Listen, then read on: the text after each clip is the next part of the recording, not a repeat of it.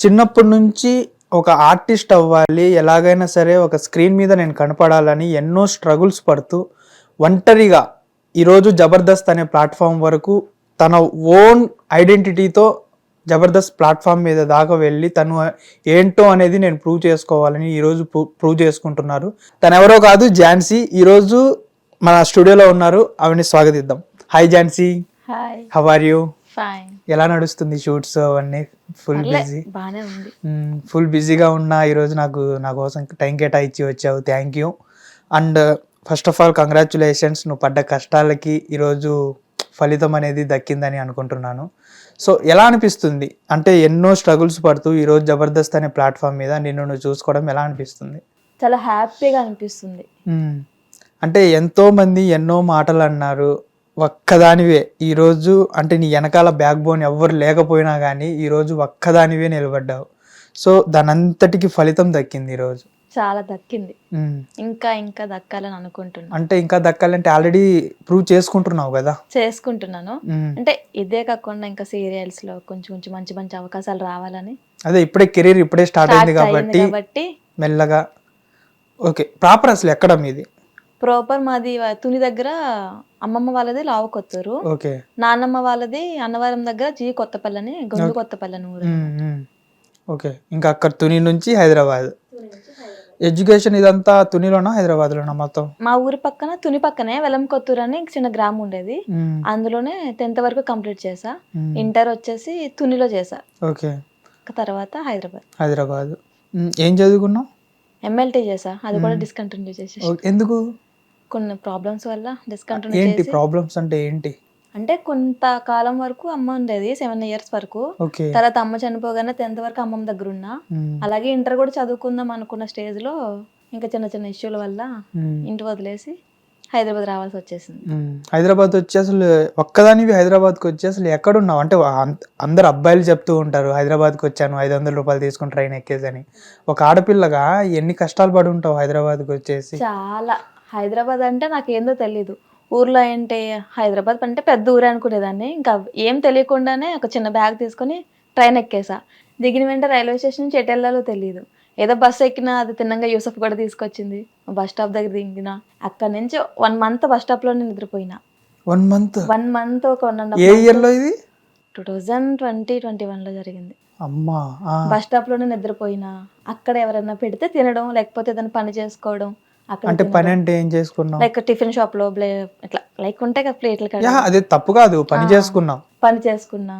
తర్వాత ఇంకా అక్కడ ఉండడం వల్ల ఒక కొంతమంది వల్ల మళ్ళీ అక్కడి నుంచి మాదాపూర్ షిఫ్ట్ అయినా. మాదాపూర్ షిఫ్ట్ అయ్యి అక్కడ ఒక స్వీట్ షాప్ లో వర్క్ చేసా. అక్కడ కూడా ఎక్కడ ఉండాలో తెలియలేదు. అక్కడ కూడా స్వీట్ షాప్ దగ్గరే నైట్ అంత వరకు చేసుకొని, నైట్ ఏ టైం అయినా కూడా స్వీట్ షాప్ మెట్ల పైన పడుకున్నా. మళ్ళీ మార్నింగ్ అయితే స్వీట్ షాప్ లో వాష్రూమ్స్ లోనే ఫ్రెష్ అయ్యి మళ్ళీ డ్యూటీ ఎక్కడం. అలాగ ఒక జరిగింది 30 days. ఎన్ని ఇయర్స్ కష్టపడ్డావు అలాగా? 2.5 years అలానే బయట ఉండడం, తినడం. ఒక పూట ఉంటుంటే ఒక పూట ఉండేది కాదు అట్లా. ఆ తర్వాత ఇంకొక అదే షాప్లో ఒక అక్క వర్క్ చేస్తే ఇక్కడ హాస్టల్స్ ఉంటాయి, ఇట్లా ఉంటాయి అట్లా ఉంటాయి అంటే సరే అని చెప్పి హాస్టల్లో జాయిన్ అయినా మాదాపూర్లో. ఇంకా హాస్టల్ ప్రైస్ మనం భరించలేకపోయాం అప్పుడైతే. మళ్ళీ అక్కడి నుంచి మళ్ళీ మధురానగర్ వచ్చేసా. మళ్ళీ మధురానగర్లోనే స్టార్టింగ్ ఒక 4K 5K నుంచి ఉండి లైఫ్ స్టార్ట్ చేసుకున్నాం. అండ్ దీని తర్వాత అంటే ఆ కష్టాలు పడుకుంటూ ఉండడం కన్నా డాడీ ఉన్నారు కదా, మమ్మీ చనిపోయిన తర్వాత డాడీ ఏమయ్యారు? డాడీ ఉన్నారు, వేరే మ్యారేజ్ చేసుకున్నారు. సెకండ్ మ్యారేజ్ చేసుకున్నారు. కొంతకాలం బాగానే చూసుకున్నారు. ఇంకా తర్వాత ఆయన ప్రెజర్ వల్ల ఆయన లీవ్ చేయడం, ఇంకా నేను అమ్మమ్మ దగ్గర ఉంటానని చెప్పడం. అమ్మమ్మ ఆయన అంత బ్యాడ్ కాదు, చూసుకునేవారు. ఇంకా అమ్మమ్మ దగ్గర ఉన్నా తర్వాత వచ్చేసిన ఉంటారు కదా, వెళ్ళిపోయింది ఎందుకు అలాగ వెళ్ళిపోయింది అని కోపంతో కొన్ని రోజులు ఉన్నారు. అందరూ చాలా రోజులు మాట్లాడలేదు వెళ్ళిపోయినా అని చెప్పేసి కోపంతో. ఇప్పుడు ఇలాగా మంచిగా సెటిల్ అవుతున్నా కాబట్టి అందరూ రావడం, మళ్ళీ కలవడం బాగానే జరుగుతుంది.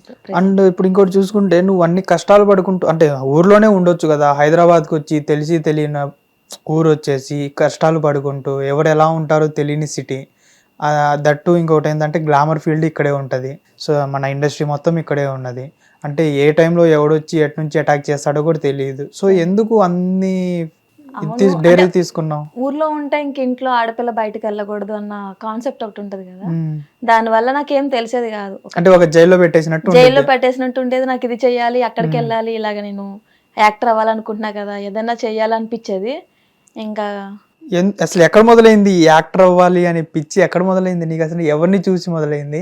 ఎప్పటి నుంచో చిన్నప్పటి నుంచి టీవీలో చూస్తుంటే అక్కడ కూడా నేను కనిపించాలి, నాలో ఉంది కదా, నేను చేయగలను కదా అనిపించి టిక్ టాక్ చేసేదాన్ని. అప్పుడు టిక్ టాక్ చేసిన 3-4 months కి అది బ్యాన్ అయిపోయింది. ఇంకా తర్వాత అప్పుడు చేసినా కూడా అక్క వాళ్ళ హస్బెండ్ వాళ్ళు ఎందుకు నువ్వు ఆడపిల్ల ఇలా చేయకూడదు అలా అని చెప్పేసి అనేవారు. ఇలా ఎందుకు అంటున్నారు, నేను చేయగలను కదా అని చెప్పేసి హైదరాబాద్ రావడం, స్టార్టింగే రావడం వల్ల యాక్టింగ్ ఎక్కడికి వెళ్ళాలో తెలియదు. ఏం తెలియకపోవడం వల్ల ఇంకో 4-5 జాబులు చేసుకున్నా. ఒకటే కాదు కానీ టిఫిన్ షాపుల్లో, ఇలాగా ఎలక్ట్రిక్ షాపుల్లో చాలా పనులు చేసుకున్నా. ఆఖరికి అలాగలా ఒక ఆఫీస్లో అయితే సెటిల్ అయినా. ఒక 4.5 years వరకు చేశాను. ఏ ఆఫీస్? ఇక్కడే ఉంటది జూబ్లీ హిల్స్ లో. అక్కడ మా హెడ్ అయితే మాత్రం చాలా సపోర్ట్ చేశారు నాకు. ఇది ఒకటి విన్నాను, మీ హెడ్ ఆల్మోస్ట్ నీ అప్పులు మొత్తం తీర్చేశారు. చాలా మా హెడ్ ఏంటంటే నాకు ఫుల్ సపోర్ట్. చాలా నేను ఒకవేళ నేను ఏం తప్పు చేసినా కూడా ఇది ఆయనకి తెలిసినా కూడా నన్ను అడిగేవారు కాదు. ఆయన మళ్ళీ నీకు ఎలా ఉంటుంది, లైఫ్ అంతా ఓకేనా, నీకేమన్నా ప్రాబ్లమ్స్ ఉన్నాయా అన్ని కనుక్కొని మరి నా అప్పులు క్లియర్ చేశారు.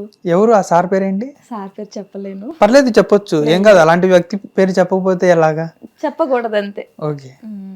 చాలా హెల్ప్ చేశారు. ఇంకా ఇప్పుడు కూడా ఆయన, నేను ఆఫీస్ నుంచి సార్ ఇట్లా అవకాశం వచ్చింది, నేను ఆఫీస్ లీవ్ చేయాల్సి వస్తుందంటే ఓకే అమ్మా ఏం కాదు నీకు ఇటువైపు. ఇప్పుడు జబర్దస్త్ వల్ల ఆఫీస్ ని రిజైన్ చేసేసావు జాబ్ కి. మరి నీకు ఇప్పుడు ఇన్కమ్ ఎలాగా? ఇన్కమ్ సోర్స్ అంటే జబర్దస్త్ లో మనకి స్కిట్ కిందనే వస్తది. జబర్దస్త్ లో నీకు మంత్లీ 4 episodes కదా? అవును. మరి సరిపోతుందా ఇన్కమ్? బయట ఏమైనా షూట్స్, వెబ్ సిరీస్ ఏమైనా ఉంటే చేస్తున్నారా? పార్ట్ టైం సెర్చ్ చేస్తున్నా. పార్ట్ టైం ఏమైనా దొరికితే సెట్ అయితే ఓకే. ప్రెజెంట్ అయితే నడుస్తుంది. అంటే ఇప్పుడు దాకా ఏంటంటే నువ్వు ఒక జాబ్ చేసుకుంటూ, అంటే మామూలుగా నవ్వుకుంటూ, మన ముందు కెమెరా ఉండేది కాదు, సింపుల్ గా ఎక్కడో సీసీ కెమెరాలు ఉంటాయి ఓకే, మన ముందు కెమెరా ఉండేది కాదు. ఒక్కసారిగా నువ్వు ఆఫీస్ జాబ్ రిజైన్ చేసేసి జబర్దస్త్ అంత పెద్ద సెట్ మీద పర్ఫార్మెన్స్ చేయడం ఎలా అనిపిస్తుంది నీకు? చాలా బాగా అనిపిస్తుంది. ఎందుకంటే నేను 10 మంది కెమెరా లేకుండా యాక్ట్ చేయడం భయపడతాను, కానీ ఒకసారి కెమెరా వచ్చిందంటే కనుక డైరెక్ట్ ఎవరున్నా లేకపోయినా నేను చేయగలను అనిపిస్తుంది. ఓకే. అంటే నువ్వు ఫస్ట్ చేసిన స్కిట్ గుర్తుందా నీకు? పెళ్లి చూపులు. ఎలా ఉంది అది చూసిన తర్వాత మీ సార్ కానివ్వు, లేకపోతే మీ ఫ్యామిలీ మెంబర్స్ కానివ్వు, ఎలా రియాక్ట్ అయ్యారు వాళ్ళు? అంటే ఫస్ట్ ఎవరికి తెలీదు, అంతకాదు నేను కూడా చాలా మంది గుర్తుపట్టలేదు, ఫస్ట్ టైం కదా. ఎందుకు అంటే ఆ గెటప్ లో గుర్తుపట్టలేదు. అలానే నువ్వేనా అంత దూరం వెళ్ళావా అన్న కొంచెం మంది అట్లా అన్నారు, కానీ బాగా అనిపించింది.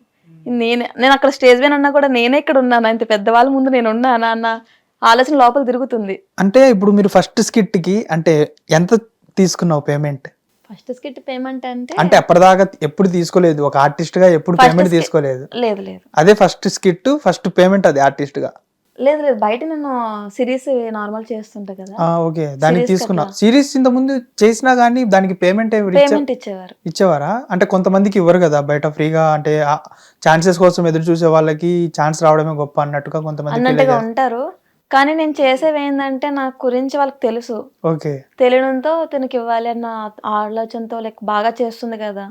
అంత దూరం నుంచి, ఇక్కడ నుంచి నేను మహబూబాద్ కి అట్లా ట్రావెల్ చేసుకుంటూ వెళ్ళేదాన్ని. అంత దూరం నుంచి వచ్చింది కదా అని చెప్పి వాళ్ళు 1500 అవని 1000 రూపీస్ అవని వాళ్ళు ఇచ్చిందని తీసుకునేదాన్ని, డిమాండ్ చేసేదాన్ని కాదని. ఓకే. అంటే ఛాన్స్ కోసం వెయిట్ చేస్తున్నావు అంతే. అంటే ఇది ఎంత ఇస్తున్నారు ఏంటి అనేది పేమెంట్ గురించి ఎప్పుడైనా ఆలోచించలేదు. ఏమో ఇందులో చేస్తే ఇందులోనే హిట్ అవ్వచ్చు, లేకపోతే దీని నుంచి ఏదైనా ఆపర్చునిటీ రావచ్చు కదా అన్న ఆలోచనతో ఉండేదాన్ని. హిట్ టీవీ యాప్, ఇందులో short news, live news, entertainment shows, movies, digital magazines తో పాటు మీ జిల్లా వార్తలను కూడా ఫ్రీగా చూడొచ్చు. ఇంకెందుకు ఆలస్యం, వెంటనే హిట్ టీవీ యాప్ ని డౌన్లోడ్ చేసుకుని ఫ్రీగా ఎంటర్టైన్మెంట్ పొందండి. Hit TV app. Hit TV app. Please download hit TV app. Hit TV app ని ఫ్రీగా డౌన్లోడ్ చేసుకుని ఎంజాయ్ చేయండి. మీకు నచ్చిన ఎంటర్టైన్మెంట్ కోసం హిట్ టీవీ యాప్ ని ఫ్రీగా డౌన్లోడ్ చేసుకుని ఎంజాయ్ చేయండి. హిట్ టీవీ యాప్ ని డౌన్లోడ్ చేసుకుని ఆస్వాదించండి, ఆశీర్వదించండి. ఇంతమంది సెలబ్రిటీలు హిట్ టీవీ యాప్ ని డౌన్లోడ్ చేసుకోండి అని చెప్తున్నారంటే ఎంత మంచి యాప్ ఆలోచించండి.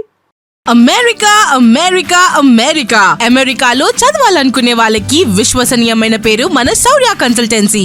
UK లో 1 year masters. UK లో 1 year masters. 2 years work permit up to 5 years visa. Contact Saurya Consultancy. Contact 89851 89851.